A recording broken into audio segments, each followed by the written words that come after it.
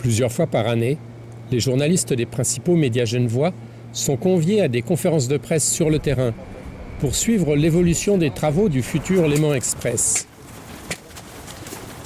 Simples détails techniques ou questions qui fâchent, rien n'est tabou.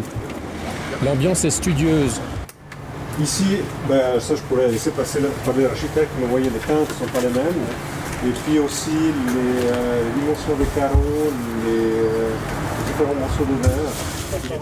Et l'on fait le tour du chantier pour apprécier l'avancée des travaux. Ça, ils ont une meilleure vision. Déjà, ça sera sécurisé, puis ils auront une vision orange. Tous les problèmes sont abordés, notamment aujourd'hui, tout ce qui touche aux fameuses briques de verre. Il est encore difficile d'imaginer l'aspect final des lieux, mais déjà les volumes sont en place. Ils seront bientôt habillés des briques de verre qui permettront d'amener la lumière naturelle jusqu'au quai des voyageurs, enfoui bien en dessous du sol. Ces quais sont desservis par 3 émergences. Une première émergence qui est ici, à côté de nous, l'émergence Route des Chênes, à la première extrémité. On a une autre émergence à l'extrémité de Franck Thomas. Et puis, entre deux, au milieu, il y a l'émergence centrale. Et entre les 3 émergences, il y aura des galeries commerciales, donc avec des magasins et des services divers. Il faut s'imaginer qu'elle sera terminée par la ville au niveau de l'esplanade avec des aménagements d'extérieur. Et autour des 3 émergences qui vont sortir après, il y aura tous les bâtiments locatifs et la nouvelle comédie ici sur notre droite. De toutes parts, on s'active. Le gros œuvre est terminé, mais il reste quantité de jointures à étancher, de superstructures à poser. Malgré les dimensions de l'ouvrage, 300 mètres de long, la précision reste de mise. Et le gros du travail, c'est la pose des fameuses briques de verre, aussi appelées les pixels pour leur aspect modulable. Mais qui de mieux pour en parler que l'architecte genevois qui les a conçus aux côtés de Jean Nouvel.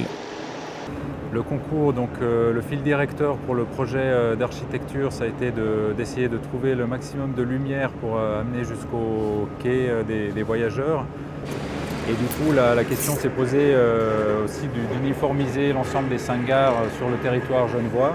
Donc on a travaillé avec un élément qu'on appelle le pixel urbain, donc c'est cette brique de verre géante, on va dire, qui définit l'architecture des 5 gares comme élément unique.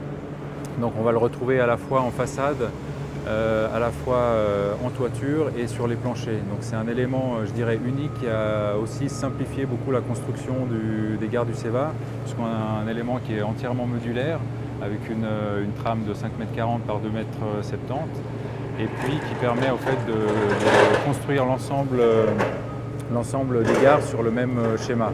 Donc à la fois on a une identité assez forte, c'est un élément qu'on va retrouver sur l'ensemble du territoire genevois et sur l'ensemble des 5 gares. Et puis c'est un élément qui du coup a beaucoup facilité la construction et la rapidité d'exécution de montage des gares du CEVA. C'est un élément mécano, voilà, qu'on vient d'emboîter dans une structure existante. C'était le fil rouge, on va dire, pour l'architecture des gares du CEVA.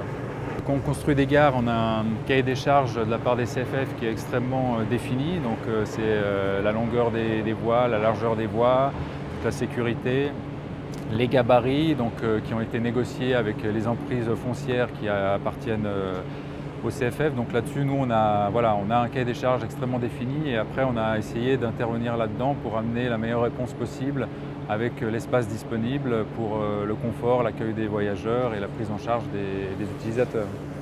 Et donc là, au premier abord, quand vous regardez un petit peu le début du résultat, c'est à peu près conforme à ce que vous aviez souhaité à la base? Alors c'est exactement conforme à ce qui a été dessiné il y a 12 ans maintenant, en 2004. Donc si on reprend vraiment le plan du concours, on est vraiment sur cette charpente qui est très fine.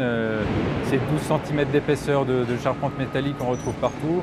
On a gardé ça, donc on s'est vraiment battu pour garder la même image. Et développer dans le projet la même image qu'on avait au concours. 12 ans après, donc le résultat il est vraiment conforme, il est bien. La taille des gares, le nombre de briques de verre, etc. Donc ça effectivement ça fait place à des ajustements.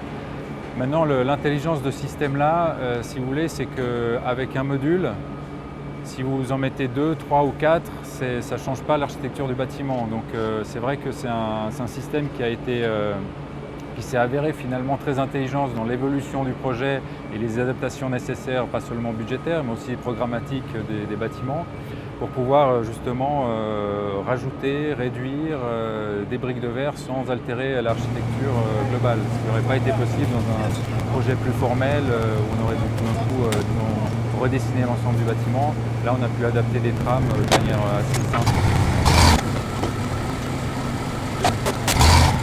Si le concept modulable des briques a permis de gagner beaucoup de temps dans les phases de conception et de montage, leur pose fut un vrai travail de fourmi, méthodique et minutieux, qui nous laisse aujourd'hui voir à quoi ressembleront nos gares.